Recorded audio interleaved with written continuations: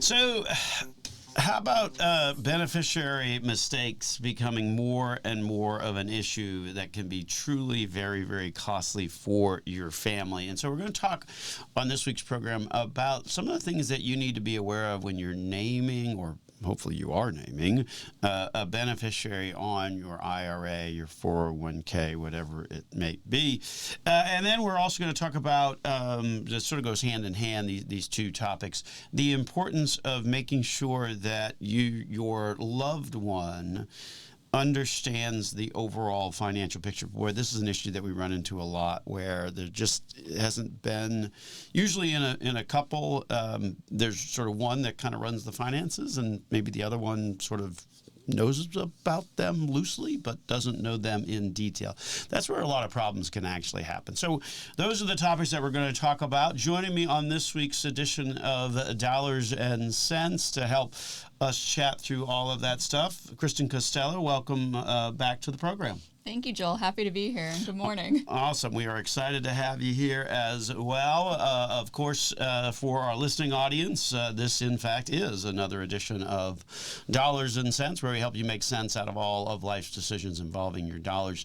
One of Central Florida's longest-running radio programs, also a top financial planning podcast. So make sure you subscribe to us on your favorite podcast platform.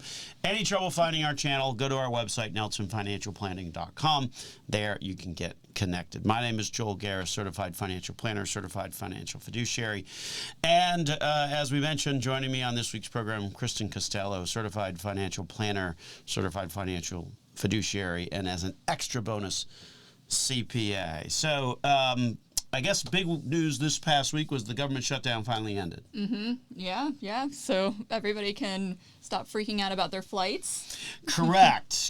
And what a sad statement on society. Like the first issue that popped up earlier this month was, well, there's a bunch of folks that aren't going to be able to get their food benefits. And it almost was like that didn't move the needle. Mm-hmm. But then when people started getting their flights canceled, that, in fact, was the thing that moved. I'm not sure what that says to us about us as a society. But anyway, shutdown ended. So that was obviously this past week. Market was certainly all over the place, kind of positive, sort of in anticipation, and then not so positive as the week moved along, unfortunately. Mm-hmm. Yeah, a little bit of a roller coaster this week. That is for sure. One of those things where time and time again, the old adage of, the market typically will anticipate sort of the positive news, if you will, and then when the actual news comes out, that's when it kind of can react the other way, and that was certainly how the week played out this past week. So thinking about the week ahead, we've got our one of our events coming up this week. We do, yes. We have our client educational event this Wednesday, November 19th. It's going to be a morning session, and it's actually open to the public. So if any of you listeners out there are interested in hearing more about some of the stuff going on in the markets, learning more about us, it is open to the public. Just call our office to RSVP. Yeah, no, and that's not something that we normally do. I don't think we've done that in a number of years.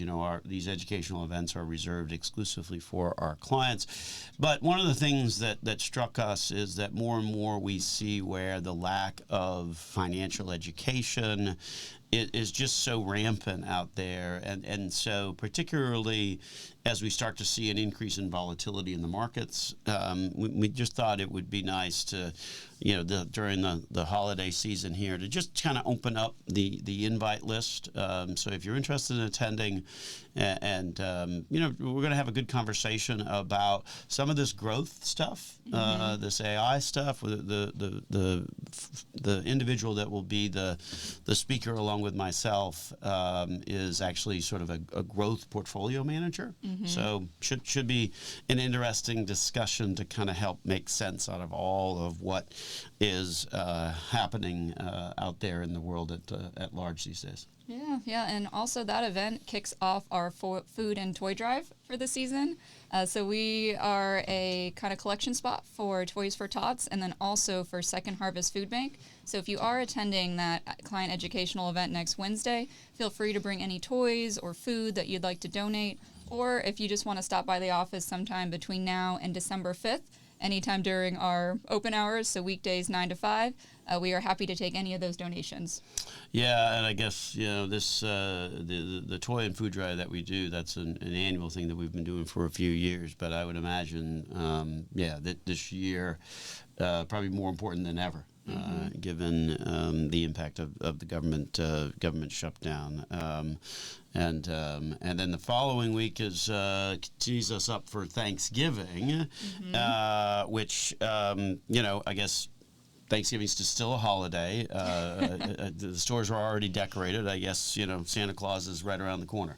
Yeah, but over here in our office, we don't skip Thanksgiving. That's true. So if you stop by or if you've been by, you'll see that we have our giant turkey blown up out front. So we don't skip Thanksgiving over here. Yeah, we believe in tacky outdoor lawn decorations for the holidays here at Nelson Financial Planning. That's one of our fundamental beliefs. So we got Tom Turkey and the little turkeys. Turkey, what do you call a little turkey? Turkeyette? Turkey light. Anyway, he's got a couple of his little hens or chicks. Anyway, we'll have to, Google that. You'll let us know what you find out. The reality is that certainly society as a whole gearing up for Christmas. We're gearing up for the next season after the holidays as well here at the office. That would be tax season. Yeah, unfortunately, tax season is right around the corner.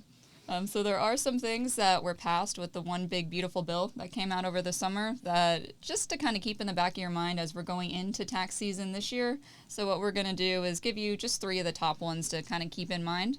The first one is going to be that extra senior deduction that is now available. So it doesn't matter if you're collecting Social Security or not. I think at some point it was kind of advertised as the Social Security or no tax on Social Security, but it actually has doesn't correlate with whether or not you're taking Social Security. So this is just an extra deduction if you are age 65 and older. So it is $6,000 per person, and it's effective starting in 2025, and then it ends in 2029. So this one, just kind of depending on your age and then also your income limitations, it's going to be available for just about everybody, even if you take the itemized deductions. Yeah, so I mean that's obviously probably tops on the list. I know, Kristen, every year you do the top 10 tax changes. I used to write that, but obviously you write that now. I think it's better coming from a current CPA rather than an ex-lawyer. So a little sneak peek. I guess we know what number 1 will be on the top 10 tax changes, and that is the senior deduction. Then. Yes. This will impact a lot of taxpayers out there. No, it certainly does, and it's interesting kind of how it works in terms of kind of that stacking that exists, because when you start to stack these, and because there's also an existing additional deduction if you're over age 65. So if you start to kind of stack a standard deduction, which for a married couple for 2025 is $31,500, and then the regular age 65 deduction is $1,600 per person on that joint return, and then on top of that you get to throw 6 and 6, so another $12,000. That's a pretty significant standard deduction. Yeah, and we do have some clients out there that they just try to limit their income to 0. So this gives them an extra $12,000 of income essentially. So it's a pretty big deduction out there. Yeah, certainly some real planning opportunities. I know, Kristen, that's something that you do an awful lot for our clients at the office, is actually running these tax projections. I mean, our tax preparation software obviously allows us to include, some of these new provisions when we're making these types of tax projections. Mm-hmm. Yes, it is very helpful to kind of keep in mind these new tax law changes that are coming out. because it really does impact a lot of folks out there. Yeah, we actually saw an example just this past week where we were working with folks that are going to be fully retired next year, and really seeing how big of a difference that can make. And so I want to kind of start there in terms of describing how significant that difference is when we return after these messages here on Dollars and Cents with Joel Garris and Kristin Castello of Nelson Financial Planning.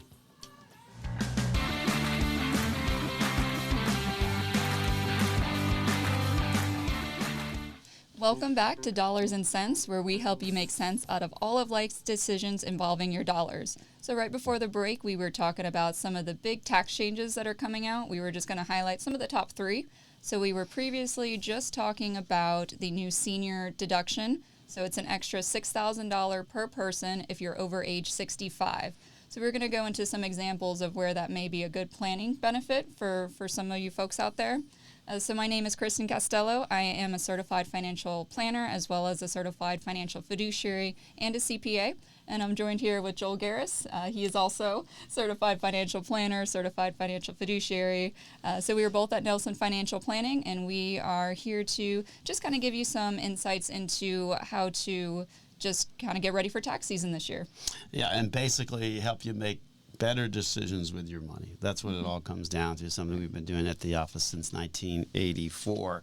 And so the example that I was going to start to get into was the planning example that we ran into just this past week. And so these folks were retiring next year, 2026, a clean year, if you will, no work income. And so they were going to collect Social Security. And they said, well, you know what, we think Social Security, that's probably going to be, enough. And so we're just going to go with that. And then I made the suggestion of, well, I think you can probably increase that income because based on these additional standard deductions, then you're able to take money out of your IRA. And if it's below a certain threshold, then it doesn't trigger taxation on the Social Security. And so I said, well, that's probably around 20. But when we ran the projection, obviously with this new deduction, it wound up being, more like 30. And that's a significant amount of income that they are able to take out of their retirement accounts that ultimately isn't going to be taxable when combined with that Social Security. So pretty interesting in terms of how that additional deduction works for folks over the age of 65. Yeah. And the one thing to remember about this deduction is there are income limitations on it. So it starts, you start phasing out of it if you're a single filer when your income is $75,000. And then $150,000 for married filers, and then it fully goes away if you're a single filer and your income is $175,000, or a married filer and your income is $250,000. So relatively high income, but obviously there is that phase out. So, all right, so that's number one. Obviously, the biggie that's going to impact a lot of folks. To continue on, sort of this sneak preview of our top 10 tax changes that we'll put together at the end of the year. What springs to mind as kind of another biggie, if you will? Yeah, the next one that there was a lot of talk about too was the no tax on tips and no tax on overtime. So so that one actually does resemble that marketing a little bit more, but there are some limitations on it as well. So this is going to be a deduction of up to $12,500 per person. So it's available for single filers earning $150,000 or less, or joint filers earning $300,000 or less. Yeah, pretty high income limits. If you think about kind of that standard deduction for over age 65, or the additional standard deduction, those numbers were 75 and 150. Those are some pretty high income limits that would allow more people to take advantage of this. Yes. And then, so it is limited. So it's that $12,500 per person. So a married couple could deduct up to $25,000 if you both had tips or overtime. The overtime, there is, it's just the incremental amount that you're paid over your hourly wage. So in order to get that overtime benefit, you do have to be paid on an hourly basis. And then it's like, so if you were paid, time and a half for holidays or double on holidays, it would be that incremental amount over your regular pay that you get to write off. So the half piece of the time and a half would only be the amount that you could write off. So what's interesting about this is my oldest son, Nelson, is particularly excited about this change. Okay, now I don't know that he's sat down and really digested it because he worked for the Osceola Magic in their ticket sales department, and so he's not a tax guy, but I've told him about this one because he does get overtime on a regular basis, especially when they kind of have a homestand, and which they're in the middle of right now, so when he gets the overtime, good news for him is that he'll save a little bit of taxes on that. Right. Yeah. Right. And then something also to keep in mind: if you are married, this deduction will not count if you file separately. So you will have to file a joint return. So if your income is under those limitations, then there shouldn't be a problem. But sometimes what we see is if your income is too high for one spouse, you can file separately to get certain deductions. But in this case, that is not an option. So you got to really be careful on this one. As with anything in the tax code, there's always kind of a lot of fine print, if you will. All right, so those are a couple of biggies. Kind of what would be next in terms of some of those tax changes that we are about ready to see apply, and frankly, all of these so far apply for 2025. These are not like you got to wait till 26. Obviously, some projections that we were doing involved, 2026 tax year. But these are all good for 2025. This next one, I think, is as well, right? Correct. Yes. So the next one is going to be the increase in state and local tax deduction. So this has been a big sticking point for a lot of congressmen out there, a lot of folks, because back in 2017, they reduced that state and local tax deduction and put a cap on it at $10,000. And that's a $10,000 cap for single and married filers. So what they're doing now is they're increasing it to $40,000. So it's another cap. So it's the same for single and married filers.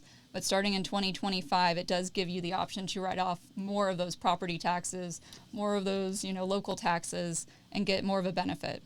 Subject to, as with anything, subject to an income limit, right? I mean, although this one is a relatively high income limit, I think it's over 500,000 is when that, kind of that phase out starts to happen, and then obviously it doesn't last forever, lasts till 29, and that's it. Right. Yeah. So a couple years of the higher deduction there. All right, well, that's three. You got a bonus one you want to throw in there just for fun, and in terms of some of the big tax changes that might be happening out there? Sure. So the car loan interest deduction. So this is something that even if you don't itemize your deductions, so it's not like the mortgage interest deduction where you have to itemize to get the benefit.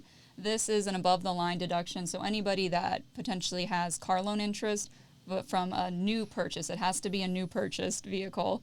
They would be able to deduct up to $10,000 of the interest of the car loan.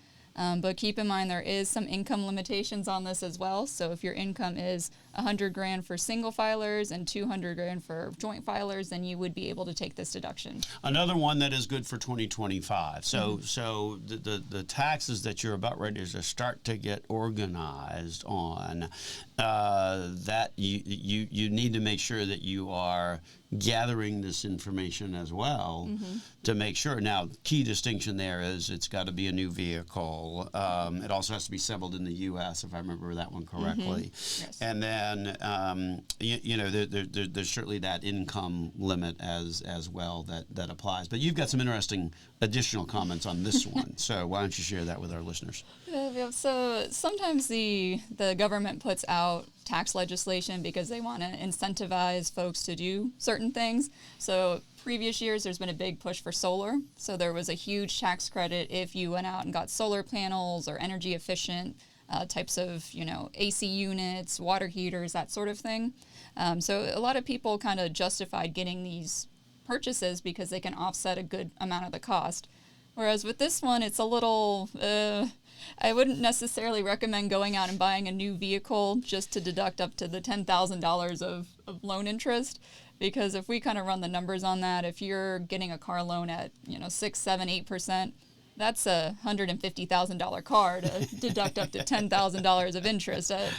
And if your income is $100,000 or $200,000, I really don't recommend getting a $150,000 car. Right, because if your income's $1 million a year, you go buy a $150,000 car. Okay, well, that's how you want to spend it. Fine, but you wouldn't get the deduction. Right.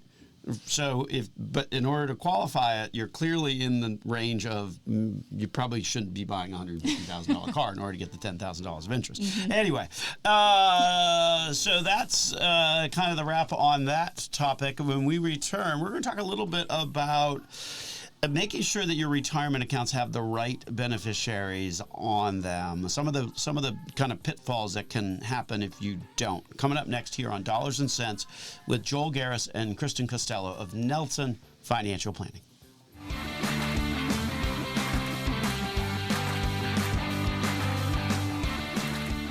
My name is Joel Garris, Certified Financial Planner, Certified Financial Fiduciary at Nelson Financial Planning.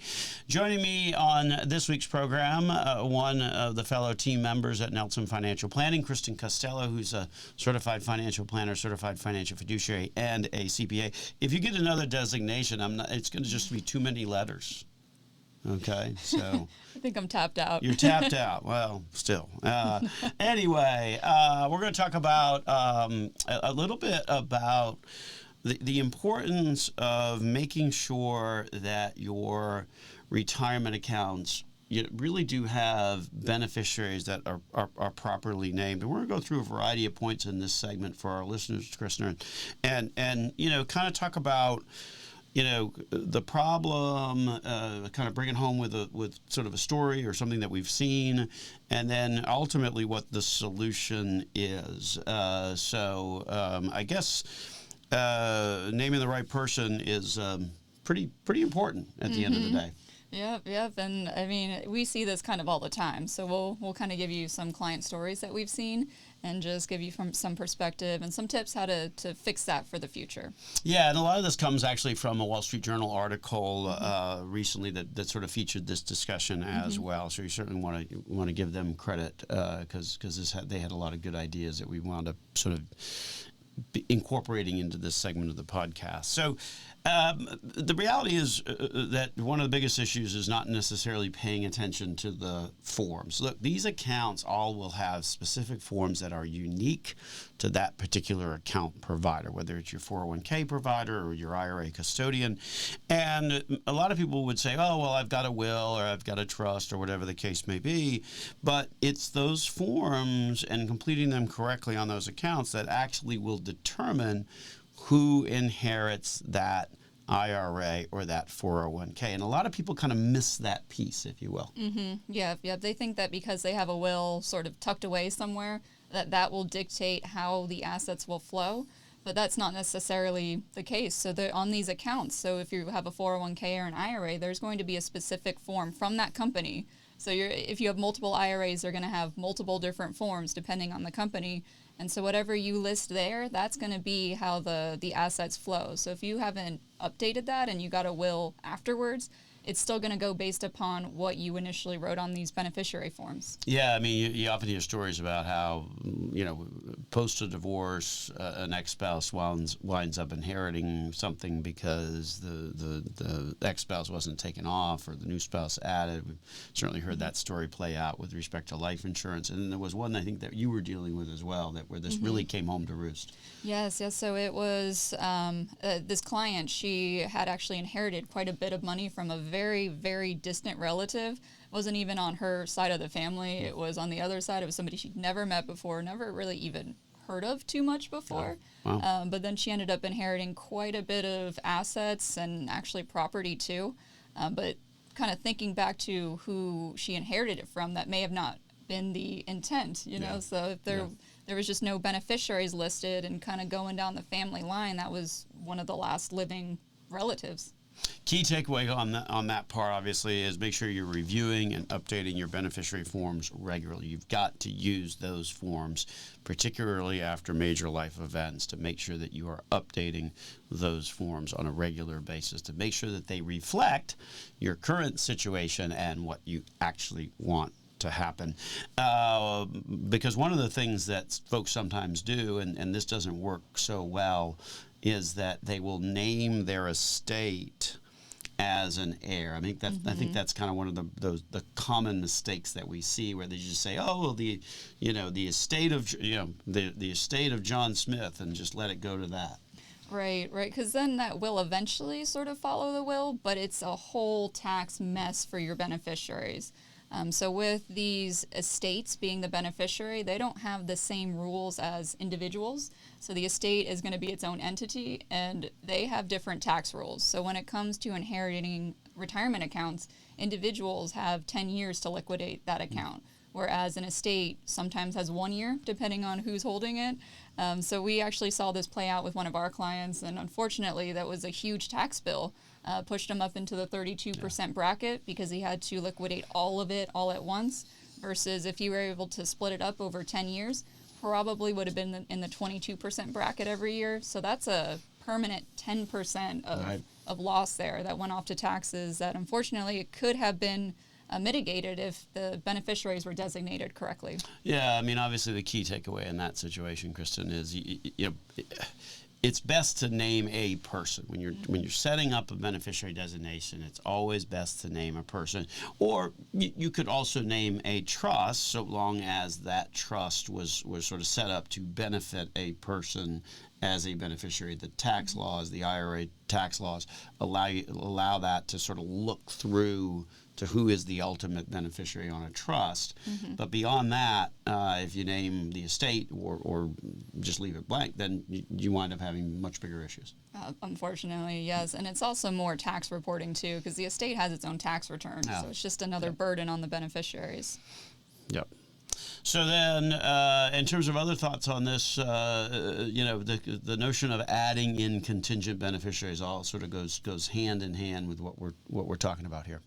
Yeah. So if you list a primary, this would be if something were to happen to both you and the primary beneficiary. Your contingents would be the next in line to inherit the assets. So what we see quite a bit here is we have two spouses and then some kids, and the spouses will just leave each other as the primary beneficiary, not necessarily list any of the kids as contingent beneficiaries. And that doesn't necessarily work in the event that something unfortunately happens to both the parents. Right. Because then there's no listed beneficiaries. The kids would have to kind of go through probate to get the assets dispersed to them. So just having, contingent beneficiaries if you have kids, or just kind of listing somebody else in line that could potentially inherit the assets, that does help quite a bit. Yeah, I mean, one of the cases that we saw, and this was probably a decade or so ago, because the other thing that happens when you name primary and contingent is it opens up the possibility of the primary beneficiary actually being able to disclaim the inheritance of that account and ultimately pass it to the contingent. So in this particular case, the spouse was named as primary, but fortunately what they had done is that they had named the three, I think it was three grandkids, the contingent beneficiaries. Now, so when the individual passed away, the spouse didn't really necessarily need that additional income that would have come from that. So because there was contingent beneficiaries named, she was able to disclaim and push that retirement account and the tax implications down to grandkids who were obviously in much, much lower tax brackets, and in this particular one, it was pre-2020. So now, you're talking about a lifetime of being able to have that asset compound itself over the course of these grandkids' lives, because they're still under the old rule, if you will. Yeah, that is a very powerful option to have available for beneficiaries. Certainly preserves it. So it gives you the opportunity, because if you don't name the contingent beneficiaries, then you don't get to do the disclaimer, because you can't disclaim to nobody. So that's another really good reason why you want to kind of name primary and contingent on these types of accounts. And then similarly, I guess when you're moving these accounts around, whether you do a rollover of an old 401k or whether you just kind of change custodians or change advisors, there's a whole new set of forms that you're going to need to do on that. It doesn't transfer over your beneficiary information. So kind of going back to what we said about the first one, when you open an account, each account is going to have its own beneficiary forms. So if you have an account over here, an account over there, they're both going to have their own specific forms. So when you do a transfer or a rollover, you'll need to update the beneficiaries for that new company. Yeah, something we always make sure that we do at the office anytime we're processing that kind of paperwork. We got a few more things to kind of chew through on this notion of making sure that you're naming the right beneficiaries on your retirement plans. So stay tuned with us through the break here on Dollars and Cents with Joel Garris and Kristin Castello of Nelson Financial Planning.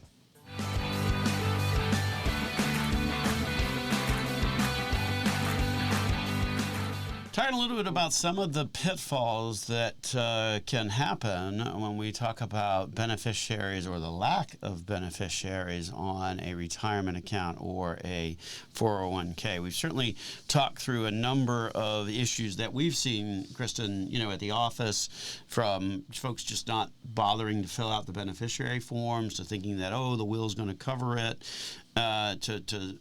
Naming their heir as an estate, which can trigger a much greater increase in taxes.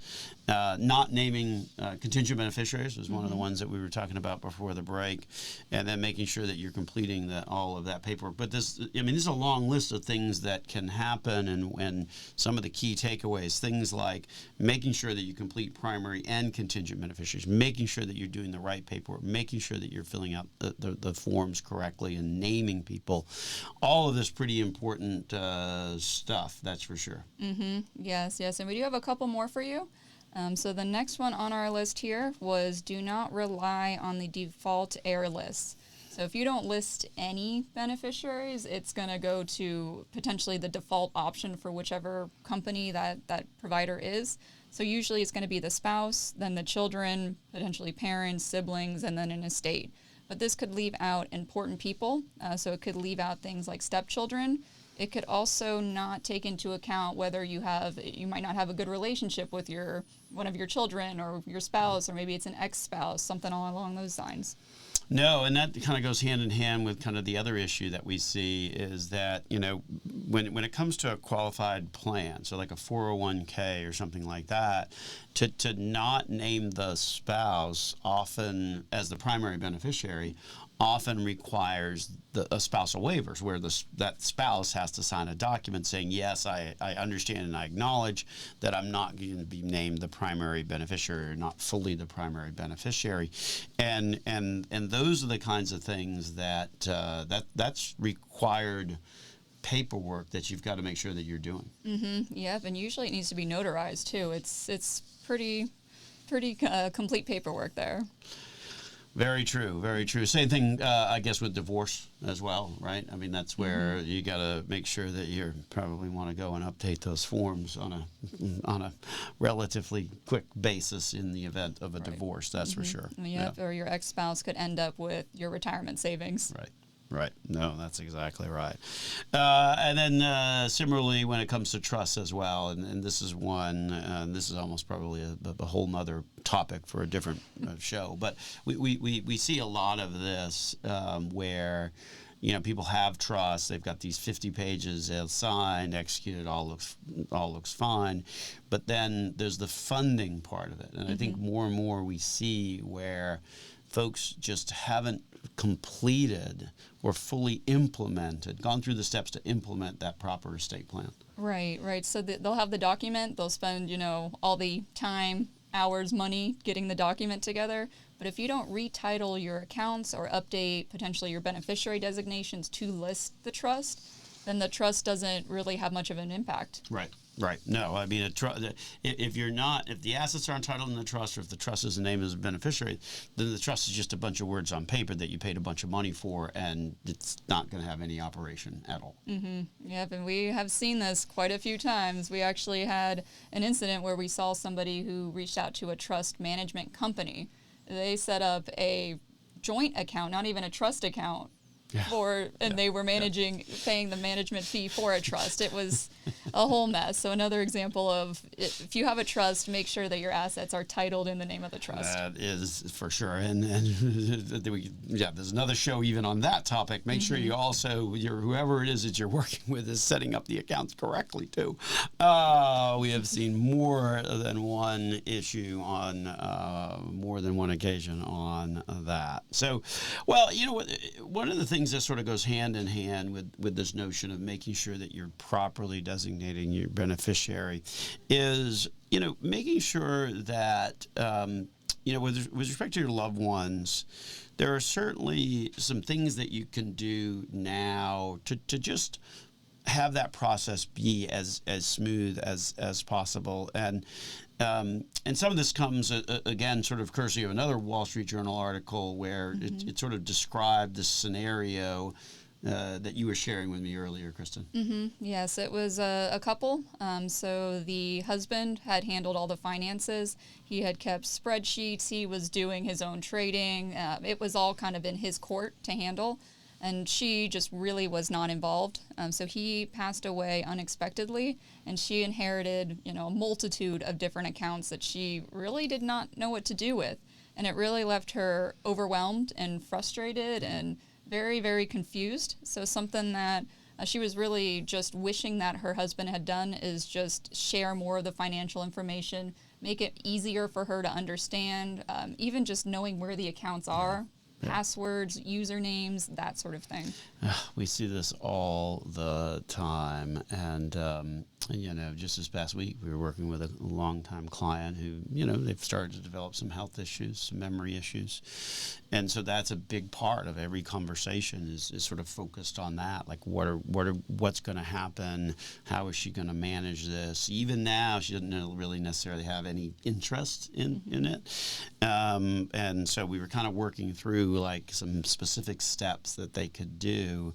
I guess, which gets us kind of the next thing is it's so important to be organized, put it in writing, all of that as kind of the next step to be able to really make this transition as easy as it can be. Right. And then what we see a lot of times is folks reaching out to find a financial advisor before things start to decline, because then it makes sure that both parties are comfortable with the financial planner, and that when one does unfortunately pass, the other will have somebody that they can rely on and somebody that knows where the assets are and how to help them. Yeah, that's certainly actually been more and more. I hear that as part of the conversation when folks are becoming clients of Nelson Financial Planning for the first time, and they're saying, "Oh, we want to, utilize your services because at the end of the day, one of us knows it, but one of us doesn't, and they're going to need help because more often, I guess the traditional roles that particularly exist among folks over the age of 50 or 60 is the guy's doing, more of the finances and the gal isn't. And the reality is that the guy's probably going to die early. And so then you typically, just kind of have that dynamic, and we see that an awful lot, and it's certainly important to be really organized and make sure you're kind of writing that all down on paper, that's for sure. And then the third takeaway from this is just don't wait until it's too late. So the unexpected could happen at any time. I know we've seen our fair share of that here around the office. Yep. So just kind of looping in your spouse, your beneficiaries, kind of letting them know what's on the horizon when it comes to financial planning, your finances, just so that they're not completely in the dark if something were to happen. Yeah. One of the great ideas on this, and in today's world with technology and phones and all of that, I mean, you can sit down and just record yourself, going through that process of paying the monthly bills. And then you have that, and that person has that. So one concrete suggestion we would have is that next time you're sitting down, if it's one person, a couple that kind of runs the bills, just set the camera up and hit record, and kind of as you're doing it, talk it through. That could be an invaluable document for later on in life, that's for sure. Yes, and I'm sure your beneficiaries, your spouses will appreciate it if that is something that that you kind of just keep in the vault for them. Right, and tell them that Right. it's in the vault and where the vault is, because Yes. we've also seen that as well, where people can't find the documents, and then it becomes a little bit of a wild goose chase. We got one situation involved with the son that passed and didn't have his, doesn't know anywhere any of these documents are, and he's got things in Pennsylvania, and New Jersey, and Texas, and Maine, and it's just so. Take the time to make sure, hey, by the way, it's in the desk drawer or something like that. So anyway, as we said at the top of the show, we got a full week coming up here at the office. We have our one of our quarterly educational events coming up. So that is on Wednesday. We want to actually extend the invitation to all of our listeners, regardless of whether you're a client at Nelson Financial Planning. We want you to come to this event. Call the office at 407-629-6477 or visit our website at nelsonfinancialplanning.com to learn more about the location and the start time. I think that's 8:30 for the event on this Wednesday. And so we hope you have a great rest of the day. This has been Dollars and Cents with Joel Garris and Kristin Castello of Nelson Financial Planning.